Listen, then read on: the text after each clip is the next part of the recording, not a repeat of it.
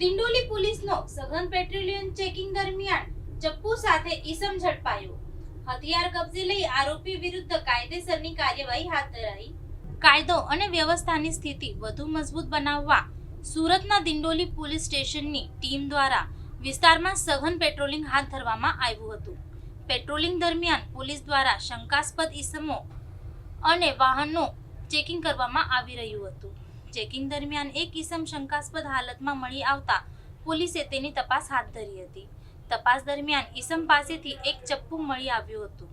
પોલીસે ચપ્પુ કબજે લઈ ઈસમ વિરુદ્ધ કાયદેસરની કાર્યવાહી હાથ ધરી હતી. પોલીસની સતર્કતાના કારણે જાહેરમાં હથિયાર લઈને ફરતા ઈસમને ઝડપી પાડવામાં આવ્યો હતો. સમગ્ર મામલે દિંડોલી પોલીસે ગુનો નોંધી આગળની કાર્યવાહી હાથ ધરી. પોલીસે ઝડપાયેલા ઈસમની પૂછપરછ કરી ચપ્પુ રાખવા અંગેનું કારણ જાણવા પ્રયાસ કર્યો હતો. આરોપી વિરુદ્ધ લાગુ પડતી કાયદાકીય જોગવાઈઓ હેઠળ કાર્યવાહી કરવામાં આવી છે. દિંડોલી પોલીસ દ્વારા વિસ્તારમાં શાંતિ અને સલામતી જળવાઈ રહે તે માટે પેટ્રોલિંગ અને ચેકિંગ વધુ સઘન બનાવવામાં આવ્યું છે.